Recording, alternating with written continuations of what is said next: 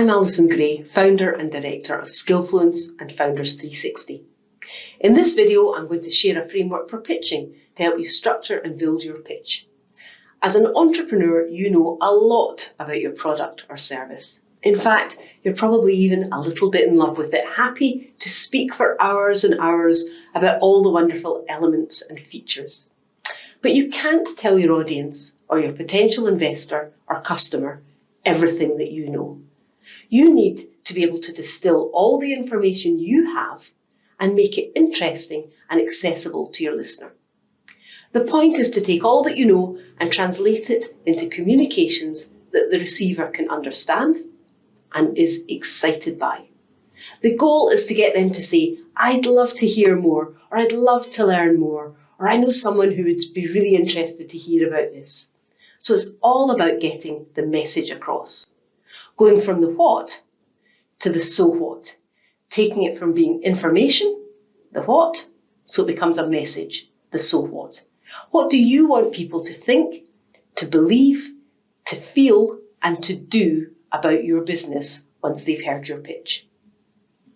So the ability to pitch is crucial for success, and here I'll provide you with a short introduction and framework for pitching to gain buy-in for your idea or business.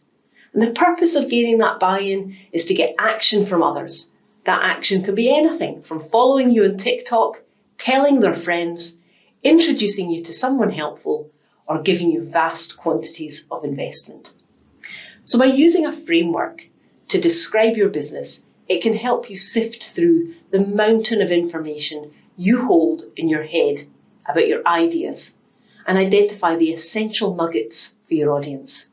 So I'm going to talk you through a format that is great for structuring your pitch. You don't have to use it, but if you do, then it does make sure that you cover all the key points that investors and others want to hear about. And this framework can work really well for pitches from 1 minute to 20 minutes long. So let's look at a straightforward pitch format that you can use for your pitch. You want to start with a hook, something unusual, exciting, dramatic, or even humorous. And it can be fantastic to use or show your product or a prototype, if you've got one, to grab people's attention. So here are some different methods for quickly capturing attention at the beginning of a pitch. You can have a quiz or a poll or a question. Questions could be as simple as, how many of you have ever fallen off a bike? Or what do you do when X happens?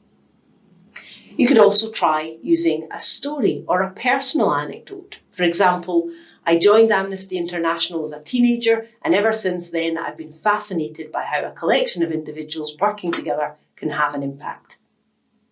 You can paint a picture of the future. Isn't it amazing that we still use so much paper in the office? In 10 to 15 years, there's going to be close to no paper in a standard office. It's going to be all replaced by a mixture of hardware, and our new approach is bringing that future one step closer. You can also try the element of surprise. The formula for safer city living is much simpler than most of us believe. Today, we reveal a small part of it. You could try using exciting or startling facts. Did you know that you can have an environmental impact just by thinking about it? Or did you know that 80% of adults experience lower back pain at some point in their life? Another approach could be explaining the next stage in evolution. No one thought people would buy things from strangers on eBay, but they did. No one thought people would share accommodations on Airbnb, but they are. We're building the next great peer-to-peer marketplace with our company. Or finally, you can state the problem in really stark terms. 1 million people die of malaria every single year, and it's completely preventable. So have a think about your hook and how you can gain attention right at the start of your pitch. So that gets your pitch off to a nice captivating and compelling start. Let's see what else that you want to cover. And what we'll do is we'll work through each element. We've started with something interesting, a hook. Next, you want to define the real problem or the need that you're solving and who you're solving it. So describe the pain you're alleviating or the pleasure that you are providing with your product or service. Then you want to move on to explain the market opportunity and size. What business or space are you in? And people want to know, how big an opportunity is this? You might want to share numbers around this. Describe who the key players are that are involved and their relevant experience. Who are you and why are they the right people to make this happen? If you don't have a team, maybe you've got advisors or support agencies around about you. Explain your solution with a focus on the value it will provide. Tell the story of your customer and how customers use and value your product or service and how you will make money from that. Then explain the underlying magic or technology, but without jargon. What's the secret sauce behind your idea that makes you different from your competitors and that will make someone buy from you rather than a similar company? Then explain the current status of your idea or your business traction. What are you working on right now? Have you just launched your website or created a prototype or hired a team member? What are your success stories? What revenue or numbers of customers? What are your rewards or partnerships or milestones or even conversations to date? And then finally, you want to end with your ask and a call to action. What would you like your audience to do now that they've heard your pitch?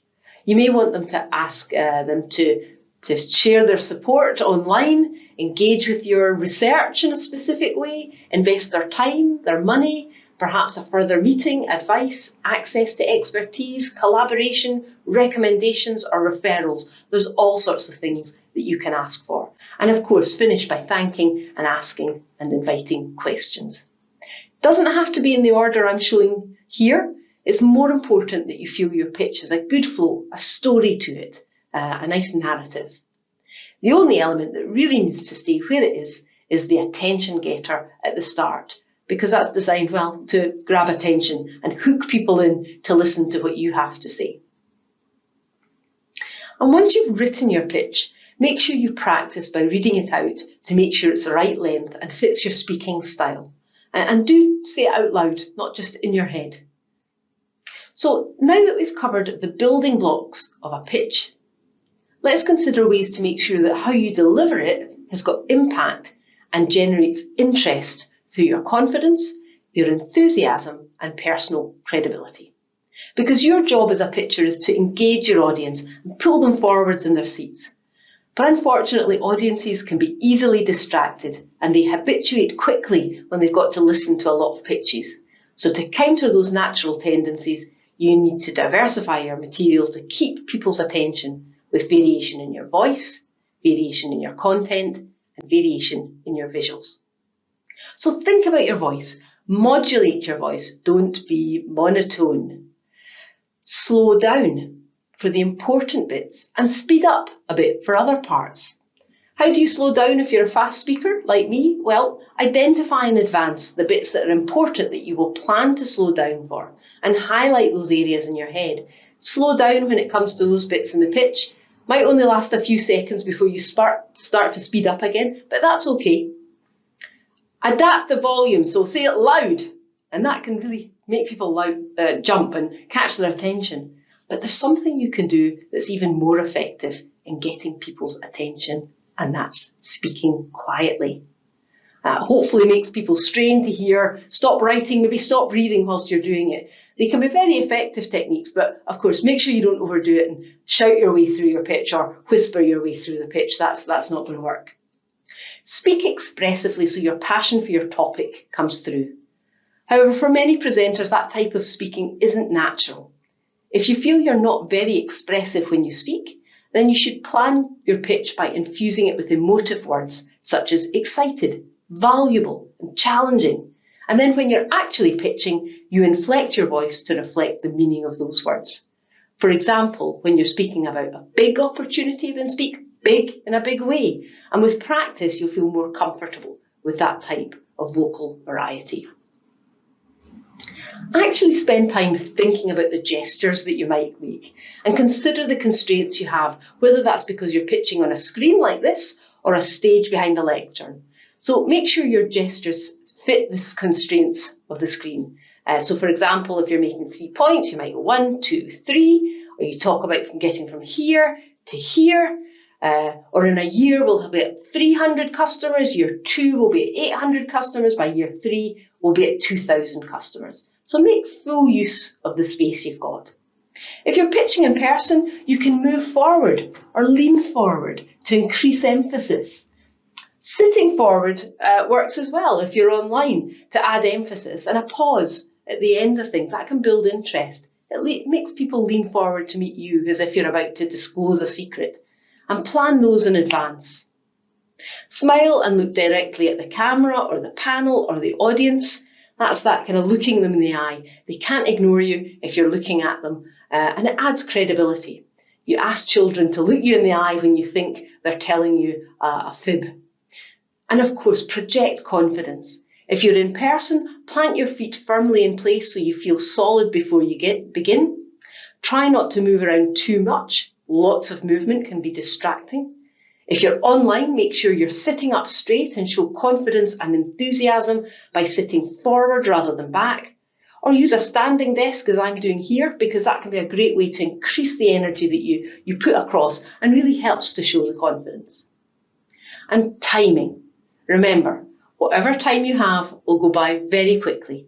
So make sure you don't run over, as in some instances, you might get cut off before you have a chance to include your ask. Plus, it just looks so much more professional and composed if you can stick to time. And final point is practice, practice, practice. Practice until it sounds like you never practiced at all, and then it'll sound like it's off the cuff and allows you to focus on appearing and being confident and knowledgeable. So follow these tips and you'll be well on your way to delivering a fantastic pitch. Good luck.